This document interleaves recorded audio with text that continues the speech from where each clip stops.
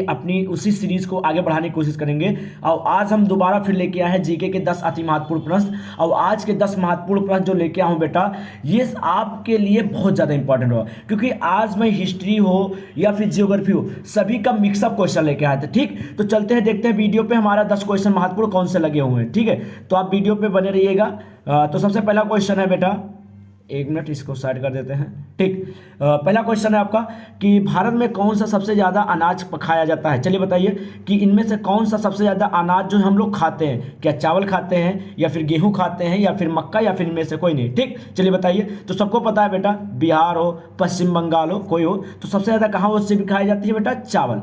बेटा हमारे यहाँ सबसे ज़्यादा अगर कोई चीज़ खाई जाती है इंडिया में तो खाई जाती है क्या बेटा, चावल सबसे ज़्यादा खाई जाती है, राइस खाई जाती है। ठीक, दूसरे नंबर पे गेहूं खाया जाता है। मक्का क्या होता है, मक्का सबको पता है बेटा, वही बाजरा मक्का, जिसे हम गांव में बाली के बोलते हैं, वही मक्का चीज़ है। ठीक है, चलिए चलते हैं नेक्स्ट क्वेश्चन। हाँ, कुछ लिखा है बेटा कि आप अगर इस जो पीडीएफ पढ़ा रहे हैं इसका अगर आपको जो पीडीएफ चाहिए जो पढ़ा रहे हैं, ठीक, तो आपको क्या करना पड़ेगा, हमारे जो टेलीग्राम चैनल है इसको आपको ज्वाइन करना पड़ेगा। ठीक है, तो आप टेलीग्राम चैनल को हमारे ज्वाइन करें ताकि जो पीडीएफ है आपको टाइम पे मिल जाए करें। चलिए क्वेश्चन नंबर 2 देखते हैं क्या लिखा है। क्वेश्चन नंबर 2 है, भारत के किस राज्य में रावण का मंदिर। चलिए बताइए कि ऐसा कौन सा राज्य है जहाँ पे रावण का मंदिर। सब लोग जानते हैं दशहरा मनाते हैं, दशहरे में क्या करते हैं, राम जी होते हैं जो रावण को जलाते हैं। ठीक, लेकिन ऐसा कहाँ इंडिया में कि रावण को उसका मंदिर है, यानी उसको जलाने से पहले उस रावण की पहले पूजा करते हैं फिर उसको जलाते हैं। तो बताइए कहाँ, क्या उत्तर प्रदेश में है, क्या राजस्थान में है, या फिर तमिलनाडु में है, या फिर इनमें से कोई नहीं। ठीक, तो सबको पता है जो रावण है इसका ससुराल पड़ता है कहाँ पे, राजस्थान में। ठीक, इसलिए राजस्थान में क्या है बेटा, इसका मंदिर है। ठीक है, राजस्थान में क्यों है, क्योंकि राजस्थान में क्या है बेटा, इसके ससुराल है। ठीक है, चलिए चलते हैं नेक्स्ट, देखते हैं वीडियो क्या है, नेक्स्ट क्या लगा हुआ है हमारा। एक मिनट बेटा, क्वेश्चन नंबर 3 है मेरा। क्वेश्चन नंबर 3 है कि खट्टे फलों में कौन सा अम्ल पाया जाता है। चलिए बताइए, खट्टे फलों में कौन सा अम्ल पाया जाता है। ठीक, क्या एसिटिक अम्ल पाया जाता है, क्या लैक्टिक अम्ल, लैक्टिन लिखा है बेटा, ये गलती होगी, लैक्टिक अम्ल। ठीक है, क्या लैक्टिक अम्ल पाया जाता है, या फिर सिट्रिक अम्ल पाया जाता है, या फिर टार्ट्रिक अम्ल पाया जाता है। ठीक, तो बताइए इन खट्टे फलों में इनमें से कौन सा अम्ल खट्टे फलों में पाया जाता है। जैसे तुम्हारा कच्चा आम हो गया, ठीक, नींबू हो गया, तो इस समय कौन सा अम्ल पाया जाता है, सबको पता है बेटा, सिट्रिक अम्ल पाया जाता है। कौन सा, सिट्रिक अम्ल। यानी खट्टे फलों में कौन सा अम्ल पाया जाता है बेटा, सिट्रिक अम्ल पाया जाता है। सर ये बता दीजिए एसिटिक अम्ल किसमें पाया जाता है। बेटा एसिटिक अम्ल जो होता है ये हमारे सिर्फ सिरके में पाया जाता है। किसमें, सिरके में। सब लोग जानते हो आम का बनता है सिरका। ठीक, और ये ज़्यादा नहीं पड़ता है बेटा, कम से 5 से 6% पाया जाता है सिर्फ सिरके में। ठीक, एंड आउट्स लैक्टिक अम्ल, बेटा लैक्टिक अम्ल जो होता है हमारे मिल्क में पाया जाता है, मिल्क में, यानी कि दूध में कौन सा अम्ल पाया जाता है, लैक्टिक अम्ल पाया जाता है। एंड आउट्स फिर सिट्रिक अम्ल तो बताते हैं खट्टे फलों में पाया जाता है, जैसे तुम्हारा नींबू हो गया, संतरा हो गया, या फिर आपको बात कर ले कच्चे आम हो गए, इन सब में कौन सा अम्ल पाया जाता है, सिट्रिक अम्ल पाया जाता है। ऑप्शन नंबर डी है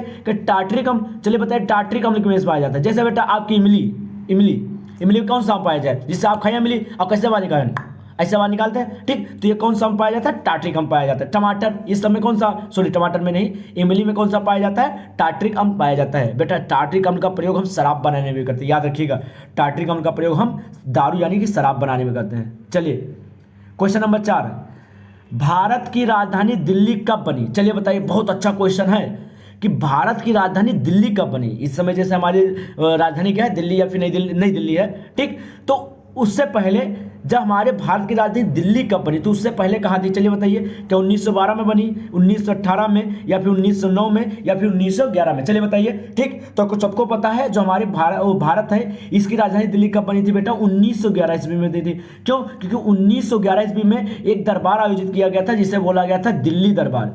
याद रखिएगा, दिल्ली दरबार। ये क्यों आयोजित किया था, क्योंकि ब्रिटेन का जो राजकुमार था जॉर्ज पंचम, क्या नाम था उसका बेटा, जॉर्ज पंचम, वो इंडिया आया हुआ था। ठीक, तो उसी के उपलक्ष्य में स्वागत के लिए क्या होता, दिल्ली दरबार आयोजित किया गया था। कब, 1911 ईस्वी में। ठीक, उसी समय हमारी भारत की जो राजधानी है वो कोलकाता से दिल्ली ट्रांसफर होती है। उससे पहले कहाँ थी, कोलकाता। क्यों, क्योंकि बेटा उससे पहले हमारे जो देश है उसका सुप्रीम कोर्ट कहाँ पे था, कोलकाता में। और जहां पे जिस देश का सुप्रीम कोर्ट होगा वही उसकी देश की राजधानी होगी। मतलब जहां जिसका सुप्रीम कोर्ट है वही उसकी राजधानी होगी। जैसे इसमें प्रेजेंट टाइम में हमारा सुप्रीम कोर्ट कहाँ है, दिल्ली में, भारत का। ठीक, इसीलिए दिल्ली की भारत की राजधानी क्या है, दिल्ली है। एंड आउट्स और एक चीज बता दें, आप लोग जानते होंगे जो हमारा राष्ट्रगान है जनगणमन किसके द्वारा रचित है, जो रविन्द्रनाथ टैगोर के द्वारा। ठीक, ये राष्ट्रगान सबसे पहले अगर गाया गया था तो 1911 ईस्वी में गाया था। किसके स्वागत में, यही जॉर्ज पंचम जो दिल्ली दरबार में आया था, इसी के स्वागत में सबसे पहले क्या बोलते हैं हमारा राष्ट्रगान जो जनगणमन अधिनायक जो है भारत भाग्य विधाता, ये चीजें हमारे राष्ट्रगान गाया गया था। किसने गाया था सबसे पहले, रविन्द्रनाथ टैगोर जी ने 1911 ईस्वी में इसके स्वागत में। चलिए चलते हैं नेक्स्ट क्वेश्चन में चलते हैं, मजा आ रहा होगा आशा है। अगर आपको वीडियो अच्छी लग रही है तो बेटा लाइक और सब्सक्राइब करते रहिए और शेयर भी किया करिए। ठीक, क्वेश्चन नंबर 5 है, तुम मुझे खून दो मैं तुम्हें आजादी दूंगा, तुम मुझे खून दो मैं तुम्हें आजादी दूंगा। चलिए बताइए ये नारा किसने दिया था, लिखा है कि तुम मुझे खून दो मैं तुम्हें आजादी दूंगा, नारा किसने दिया था, क्या भगत सिंह ने दिया था, सुभाष चंद्र बोस ने, चंद्रशेखर आजाद ने, या फिर महात्मा गांधी। बताइए इनमें से कौन ऐसा महापुरुष था जिसने कहा था तुम मुझे खून दो मैं तुम्हें आजादी दूंगा। चलिए बताइए कौन ऐसा महापुरुष है जिसने कहा था तुम मुझे खून दो मैं तुम्हें क्या दूंगा बेटा, आजादी दूंगा। सबको पता है बेटा, नेताजी सुभाष चंद्र बोस। नेताजी सुभाष चंद्र बोस जो थे इन्होंने कहा था कि तुम मुझे खून दो मैं तुम्हें आजादी दूंगा। कब कहा था बेटा, ये कहा था 21 मई 1944 में। कब, 21 मई 1944 में कहा था।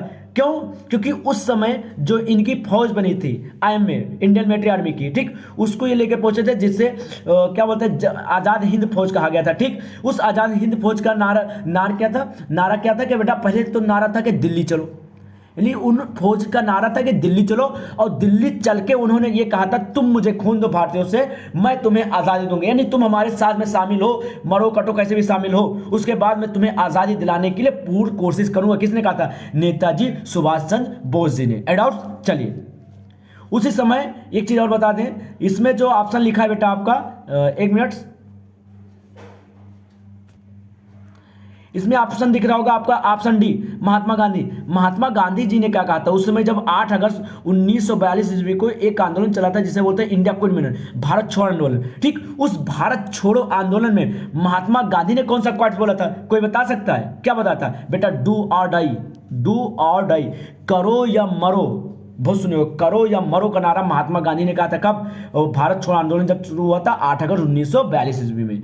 चलिए चलते हैं नेक्स्ट क्वेश्चन नंबर 6, बहुत अच्छा क्वेश्चन, इतिहास भूगोल का है कि दूरबीन का आविष्कार किसने किया। चलिए बताइए, आपके जीके से रिलेटेड है कि जो दूरबीन है, दूरबीन इसका आविष्कार किसने किया था, क्या न्यूटन ने किया था, गैलीलियो ने किया था, या फिर आइंस्टीन, या फिर इनमें से कोई नहीं, कौन पूछेगा तो बताइए, क्या न्यूटन ने किया था, नहीं, क्या आइंस्टीन ने किया था, नहीं, किसने किया था बेटा, गैलीलियो। ऑप्शन नंबर बी को सर लॉक किया जाए, यानी दूरबीन का आविष्कार किसने किया था, गैलीलियो ने किया था। सर जी न्यूटन ने क्या किया था बेटा, न्यूटन ने गुरुत्वाकर्षण की खोज की थी। किसकी खोज की थी, गुरुत्वाकर्षण की खोज की थी। आइंस्टीन ने बेटा क्या किया था, आइंस्टीन भाई साहब ने क्या किया था, एक सूत्र दिया था जिसे बोलते हैं समीकरण E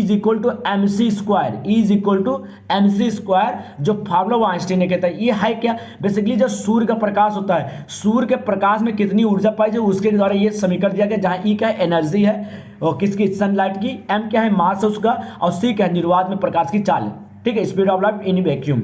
चलिए चलते हैं क्वेश्चन नंबर 7, क्या लगा हुआ है मेरा, कि भारत का राष्ट्रीय गीत किसने लिखा। चलिए बताइए सबसे पहले यही कि भारत का राष्ट्रीय गीत है क्या और किसने लिखा।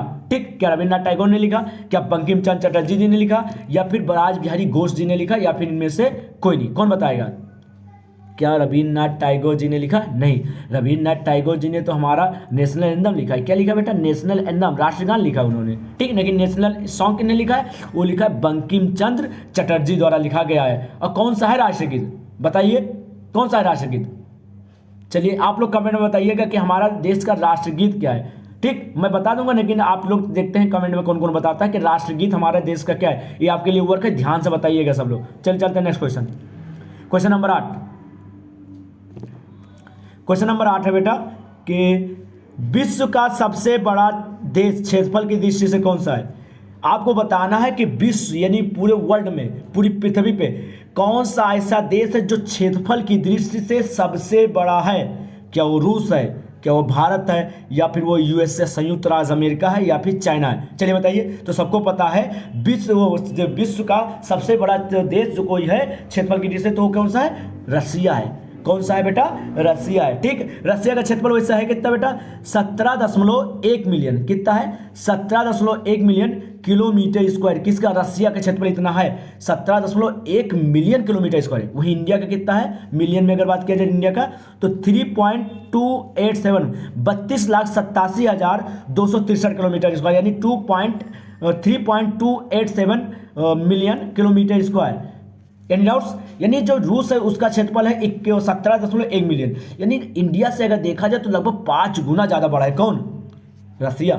क्योंकि आप 17 से डिवाइड करोगे तो लगभग 5.2 में वो में जाएगा, 5.2 में जाएगा लगभग, ठीक है। तो जब आप डिवाइड करोगे तो 5.2 आएगा, ठीक है। यानी 5 गुना ज़्यादा बड़ा है कौन? रूस। यानी हमारा भारत जैसा देश अगर 5 देश रख दिया जाए तो वो रूसिया में ही ऐसे समा जाएंगे, इतना बड़ा रूस देश है, ठीक। वो तो क्षेत्रफल की दृष्टि से हो गया, ठीक। And doubts? चलिए आप बताइए कि क्षेत्रफल की दृष्टि से नहीं, आपको बताना है कि क्षेत्रफल नहीं, अब बताना है जनसंख्या की दृष्टि से कौन सा सबसे बड़ा देश है, ठीक। बताइए क्या वो रूस है या भारत है, संयुक्त अरब अमेरिका या चीन है? देखिए 2011 की जनगणना के अनुसार चाइना है, लेकिन इस समय जो प्रेजेंट टाइम में पता चल रहा है उसमें भारत है हमारा नंबर 1 पे इस समय। कौन सा है जनसंख्या की दृष्टि से? जनसंख्या की दृष्टि से बात करें पॉपुलेशन वाइज कौन सा है? भारत। लेकिन अगर क्षेत्रफल वाइज बात करेंगे तो है रूस। चलिए चलते हैं नेक्स्ट।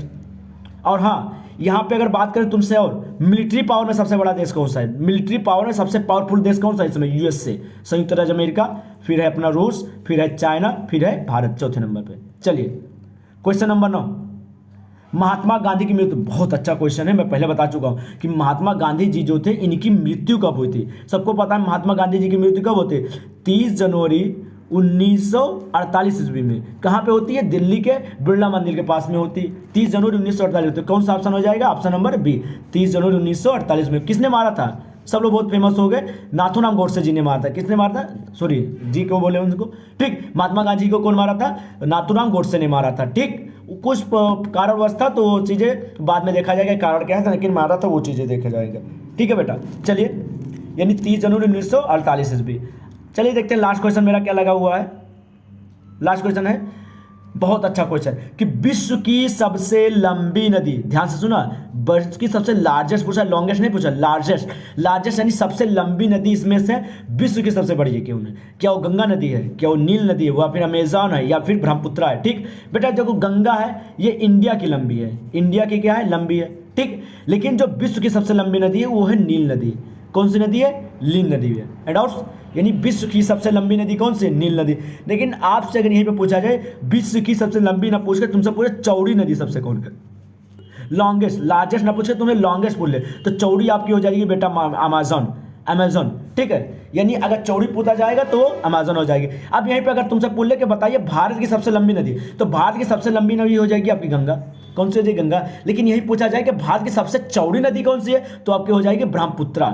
क्या हो जाएगी बेटा? ब्रह्मपुत्र, ठीक। तो आज का सेशन मैं यहीं पे समाप्त करता हूँ। आशा है कि आपको वीडियो बहुत अच्छी लगी होगी, ठीक। तो ऐसे ही वीडियो पाने के लिए आप चैनल को लाइक और सब्सक्राइब कर दे। देखिए लिखा भी होगा कि सब्सक्राइब और सक्सेस मी चैनल, ठीक है। अगर आप चैनल को सब्सक्राइब करें तो आने वाली वीडियो का नोटिफिकेशन आपको सबसे पहले मिलेगा, ठीक है। तो अगर मजा आ रहा है तो बेटा वीडियो को लाइक और शेयर जरूर करें, ठीक, ताकि आपकी वजह से हो सकता है किसी और को भी नॉलेज मिल जाए, ठीक। तो आज के लिए इतना ही रखते हैं।